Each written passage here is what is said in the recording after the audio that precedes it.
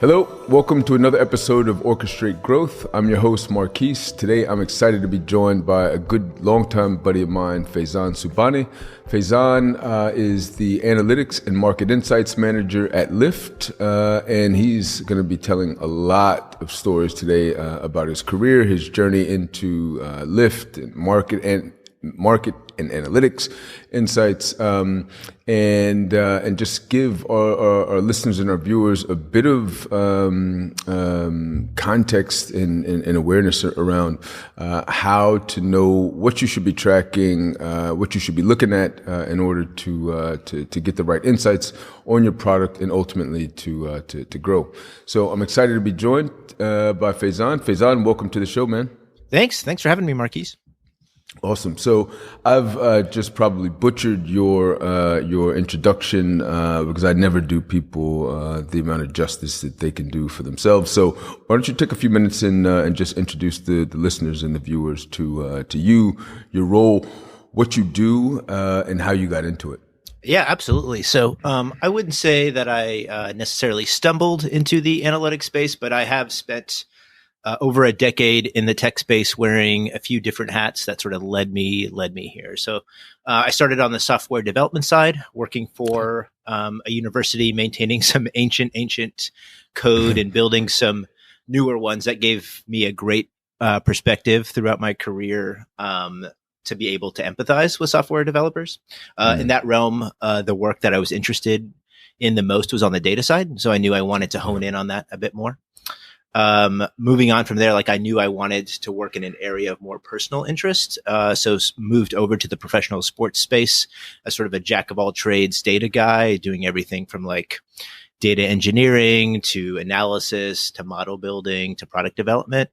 So in that role, it was very clear to me that product was the next itch I wanted to scratch. And then in my next few roles, I was able to focus on building some really niche products within the nonprofit and sports worlds. It was sort of during this time that analytics roles really started taking off, and I wanted to try my hand at more sort of large scale problems. So that's what landed me at the role that you mentioned at Lyft, where I was for about 2.5 years. For the last year or so, it's been as head of an analytics team whose broad charge is to sort of infuse region-specific insights into Lyft's decision-making. So as you can imagine, product needs are quite different across geographies. So for New York City, for example, what's needed in the East Village on a Friday night where we used to hang out is completely different from where we'd probably hang out now, which is a family traveling to the airport in Westchester or whatever. The Golden Corral. Exactly. At a macro level, we try to sort of influence product strategy and investment decisions with those regional differences in mind.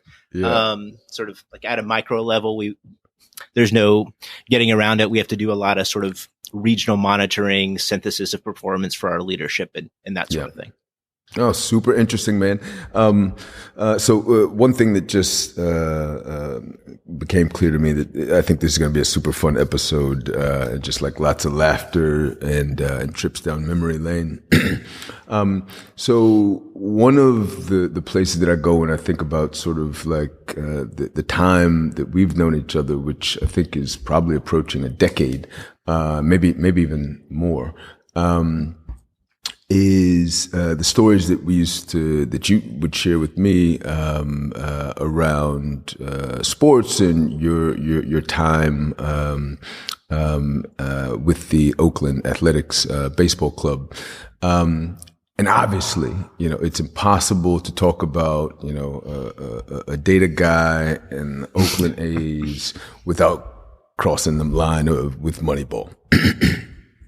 And so I'm sure there's 1,000,001 stories that you could tell, and you can feel free to sort of take a stab and sort of run with it and sort of share some stuff. But one of the things that I'd like you to lead off with is sort of helping or sort of giving context for the listeners around sort of what the world was like sort of 10 years ago, right? So in other words, like, why was Moneyball even significant, right? Because I mean, if you're 22 right now, you've entered the professional workforce where, like, operating with data is just sort of a normal thing, and that obviously hasn't always been the case, right? And so, what makes Moneyball, I think, an interesting movie and broader narrative was, around, introducing data to inform decision making and optimization. So, if you would, tell us a little bit about your journey there, and just paint a picture on like what it used to be like before sort of it was normal to have teams of analysts and teams of engineers working on product. Yeah. So this is almost always the first question when somebody takes a look at my background. So I'll caveat this by saying I was not on the baseball operations side of the house. So like all of the fun stuff from the book and movie about scouting players and making trades and like Jonah Hill with his spreadsheets or whatever wasn't what I was working on. But having said that, there was very clearly a similar sort of shift happening on the business side. So when I was there in the late aughts, it was a great opportunity for me early in my career. Because the sort of ticket sales and service and retention industry was going through some really big upheaval. So, I alluded to this earlier, in the intro, but like it was a great opportunity for me as sort of a one-man show to get a taste of all of the aspects of the data world. So to your point, where there might be like, in some robust organizations, there could be a separate data engineering arm and a reporting arm and a visualization arm and a strategy arm. That was all me, right? That was you. The alpha and the omega. Yeah, exactly. Yeah. So at the time, the sales orgs at most teams had that sort of, I'll date myself with a reference here, but like a Glengarry, Glen Ross sort of mentality, right? Where it was just like a bunch of bright-eyed kids in a room trying to make it in the industry, doing hundreds of phone calls a day to basically the phone book, right? Of just like how can I churn out as many calls as possible? And so we were able to get quite a bit smarter about that approach through the use of data to just like simple things, right? Like building out some more targeted outreach, right? So like we had existing data sources about like, this was when like the StubHubs of the world were really coming around. So like it makes a lot of sense to reach out to folks who are purchasing through secondary markets. There was sort of like an antagonistic relationship before then of like, hey, they're encroaching on our business, but it's like, hey, how can we actually use that as a marketing engine for us of like, hey, what is it about the secondary market experience that they're going over there and not coming directly to oaklanda's.com to buy tickets, right? And like, how do we integrate that within our workflow instead of like being confrontational to that particular side of the house? Or how can we integrate like our email marketing newsletter? Like obviously that should be, that is a clear indication of interest in the A's product. Like how can we sort of merge the secondary market and the primary market in our internal email affinity, as well as like bringing in some outside sources for sort of tagging sports affinity. Like we were able to sort of bring all of that within the workflow, right? So we're no longer, just going A to Z on the phone book. We're able to rank and prioritize lists for our sales folks to call. So like we don't maybe necessarily have to hire 15 to 20 kids. Like we can be smarter about, maybe we could be a bit leaner. We can be proactive in terms of like who is actually likely to respond and be interested in the products that we're selling. So, not exactly like Jonah Hill and Brad Pitt trolling GMs on trades, but it was a good experience nonetheless. I was there when they were filming the movie, right? So like they did use the office across from mine as Pitt's office in the movie. So I always get a kick out of that whenever I stumble across it on cable or whatever. That's awesome, man. And did Jonah Hill ever come to you for advice on how he could perform better in the role? Jonah did not. It was interesting the week that they were filming that there was a lot of interest in hanging out in Faizan's office just to see if they could get a glimpse of Brad Pitt. Miraculously, those people were not around whenever the filming was over. Surprise, surprise. Yeah. That's awesome, man. Awesome. Okay, so so now let's fast forward a little bit, and you're in you've been a part of since that time organizations who it's sort of in their DNA, right? Like they're sort of data driven first. How have you seen what's been, I guess, from an observer or as somebody who's been experiencing, moving, because, the point in your journey where we were together was sort of after Oakland A's, where we were Teach for America together. And you were in still a data driven role, right? But again, now for, sort of a high performing nonprofit. And now you're sort of at you've been in sort of the, I guess the purest form of, where it's profit is the objective. It's product first, data drives and informs all decisions. How have you kind of seen that, how have you experienced that evolution into sort of increasingly more, data driven, product driven, organizations? Does the question make sense? Absolutely. So, I would say like the first half of my career, it was almost like in all of my roles, I was sort of selling the data aspect to folks, right? Of like, hey, this is why this is important. This is how we can use this information to make better decisions. To your point now, like that battle is over, right? Like, especially at a place like Lyft, like you don't have to sell our executives on the importance of like, data being at the forefront of making decisions like that. That's a given, right? And so at this point, in my career, it is more an issue of we have these vast treasure troves of data. How are we able to sort of find the right slices of information within this treasure trove in order to make good decisions? So it is quite remarkable, like even in the last 10 years, how profound that shift was, right? Like I never have to go into a room with execs and like sort of have to sort of prove my worth or like prove my team's worth. It is now just like, all right, the implied value of this information is already there. It's how can we sort of extract the right nuggets from it and not necessarily just be inundated with all of this information. Yeah. That's a really interesting point. So, not long ago we had, on the show, a guy, Colin Furlong, who's sort of a digital tracking and analytics expert. And he had sort of explained, in a perfect world, this would be the stopping point of my work and the acceptance point of, sort of the analysts and the engineers would be sort of, just after that. And one of the things that I thought was really interesting, I personally have found myself in this situation before, either directly on a product that we're sort of toying around with or in work that we've done with clients, which is sort of, you've got this new product off the shelf, you've just shipped it, and you want to track everything, right? Yeah. And I think what's implied by what you said is, you've been tracking everything from day one.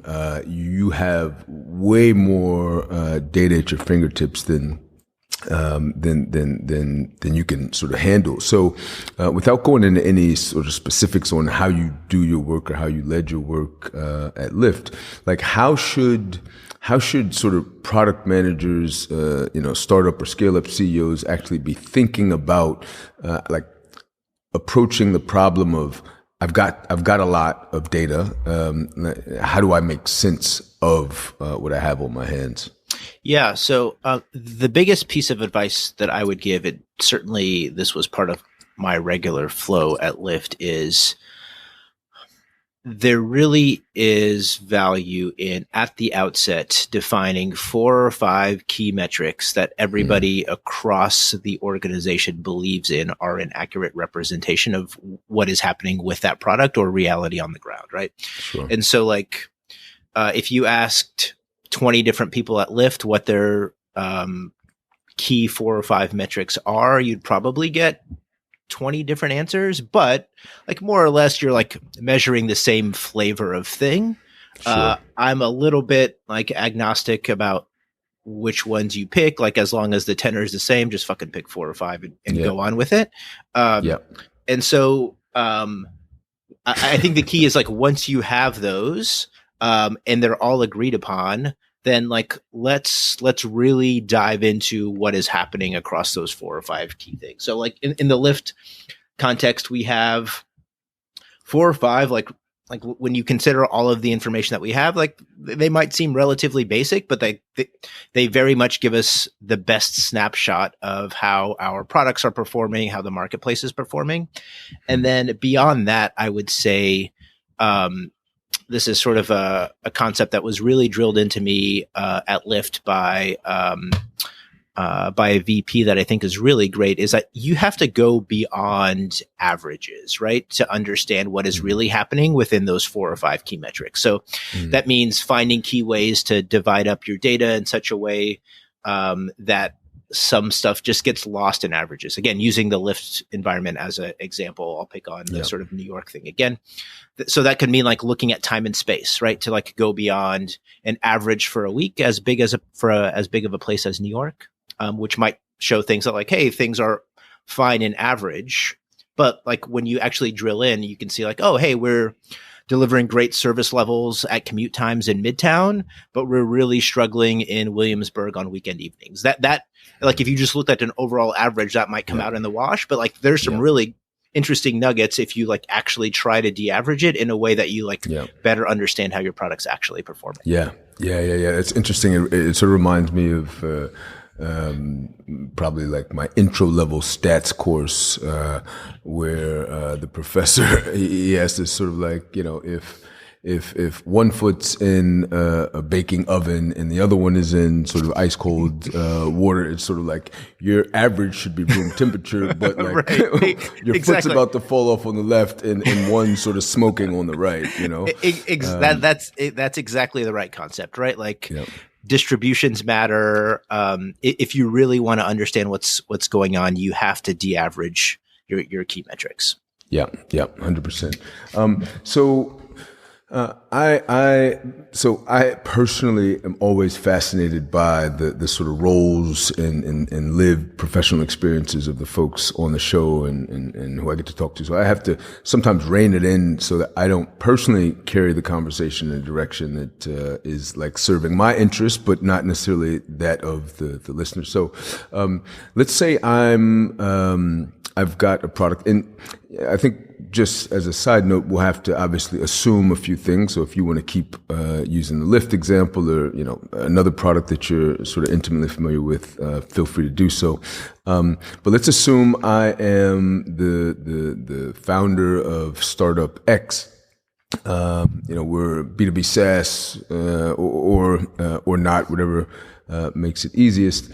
And I just, I pushed this clunky product in the market, got product market fit, surprised even myself. And now, Joe Schmo investor or Jane Doe investors is coming to me with, $5 million of cash. And she's like, look, build out the team that you'll need for the next 2 or 3 years.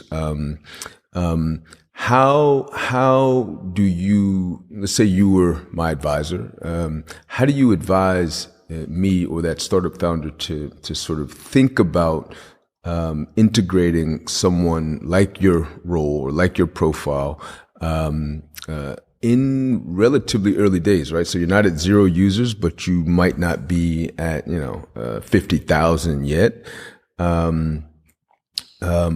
Like your role sounds super important. The value that you deliver is obviously critical. but not everybody necessarily has the budget up front and ability to make the investment in sort of like, here's my data analysis and insights person. So how do you sort of deconstruct that and figure out who the best people to put in that role or to have play that role might be?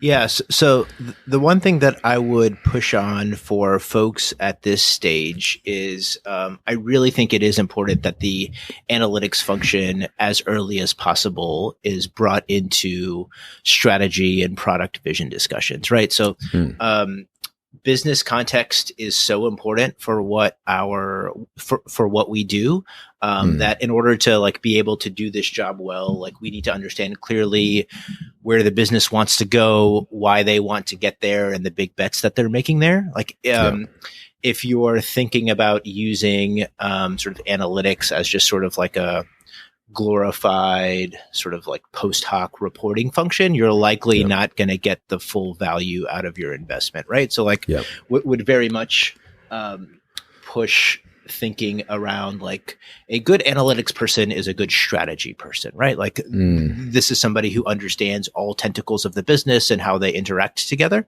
And so like, especially in the early days, I would think about it in that sort of way.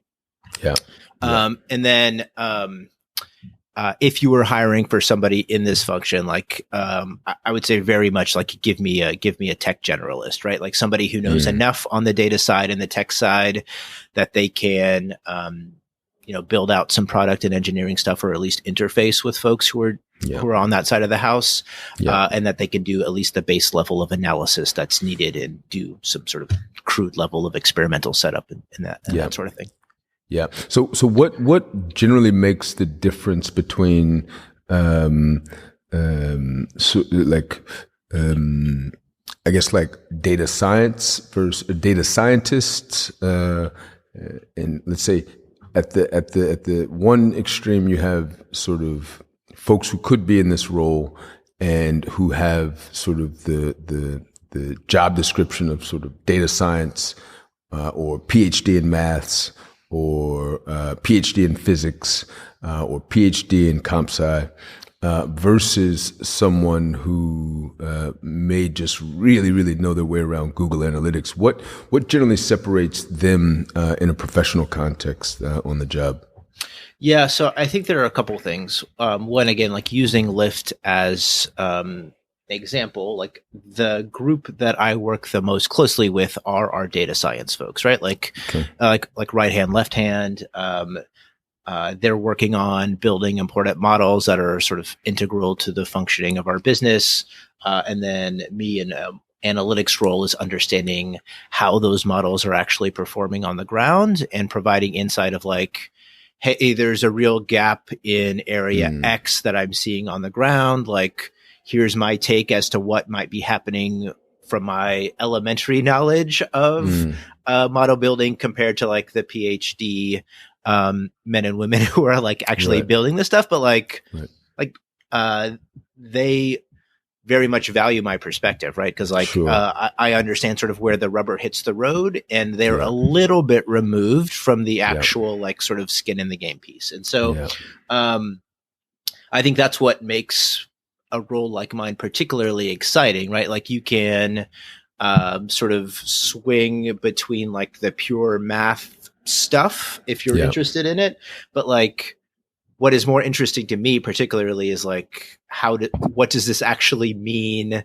where the rubber hits the road? And so like give me like I've been hiring for a team of analysts for the last year. Like there very much is a base level of technical expertise that is required to be a good analyst. But like once that baseline is established, like give me business acumen over complex model building any day of the week. Yeah. Awesome, man. I want to go back a little bit to this example you gave earlier about go deeper or give me more than just the averages, because it occurs to me that and I think you even said it that the context matters, right? So East Village versus Williamsburg, same moment in time, dramatically different sort of physics involved.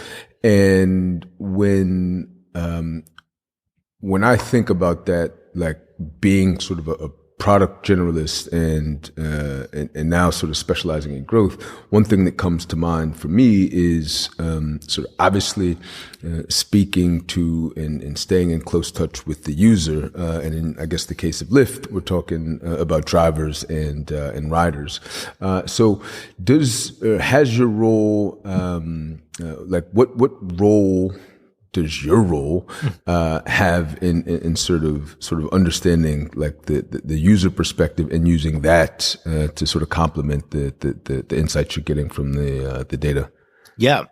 So great question, because this is something that I'm super interested in. Luckily at Lyft, we have a pretty robust user experience research team. So they are consistently interviewing drivers and riders to try to understand sort of what their use cases are, what's working well for them, what's not working well for them. And so we leverage that research quite heavily, right? To understand sort of, hey, we're making product change X in market Y. How is that sort of landing with our sort of core users? And then the second piece of this, I don't get to do this enough, but there were 2 or 3 times in the last couple of years that I did a stint as a driver, and it's so valuable, right? Things move. No, things move from just sort of data points to actually understanding, oh yeah, no wonder our ETA discrepancy at this particular venue is so bad. It's fucking impossible to manage as a driver, right? I'm a big believer in that. Unfortunately, I don't get as much time to do that as I would like, but would very much encourage anybody on my team who wanted to hey, I want to take a day off to go drive for 6 hours. Yes, go do it. There is no sort of user research you can read or product spec that you can read that will be as valuable as I'm driving the car, there's passengers here, the app is telling me to go this way. You learn so much from that. I'm a big proponent of that kind of experienced learning. That's really, really incredible to hear, because I've experienced both in sort of looking after product strategy in that capacity, sort of field testing, but also actually way back when I was working with the mayor of Baltimore, I did a few police ride-alongs, and so I didn't get to become a police officer, but I got to ride along with them. And you're right, there's absolutely no level of reporting or sort of dot mapping that can sort of explain what you feel when you're in the actual, in your case, in the actual driver's seat. In my case, the passenger seat. But no, that's really interesting. So I asked the question, and sorry, I'm darting around here a little bit, but what's one of the things that the founders should think about when kind of laying the foundations for their sort of preparing the ground for adding a function or a role similar to yours. Now I'd like to maybe sort of turn that question around a little bit, and the answer cannot be the opposite. But I'd like to turn the question around a little bit and ask you, what's something that, when you think back across all of the data roles and the analytics and insights roles that you've held, what's something that you have seen companies just consistently get wrong or not get right? Yeah, I would say having a holistic growth vision is just so important, right? So it's so easy to get in silos where you can sort of juice things independently on the retention side or the act side or on the frequency side. But if those things aren't happening in tandem with like overall product or ops strategy, you're just not going to get sustainable growth, right? Like the left hand has to know what the right hand is doing. It has to all be moving in one piece. And so I often see places where like, hey, we're trying X or Y cool innovation on our side, but like in a vacuum, if, sort of further down or up the chain, sort of the requisite steps aren't being done to sort of go in tandem with that, it's a fool's errand, right? So like having this, I know it's really hard, especially at the startup stage, to like have this sort of crystal clear vision, but it doesn't have to be crystal clear, right? Like it can be like a continuously evolving document that you look at every quarter or whatever of like, here's how we think we can sustainably grow, as opposed to just like having each individual silo go off and go crazy independently.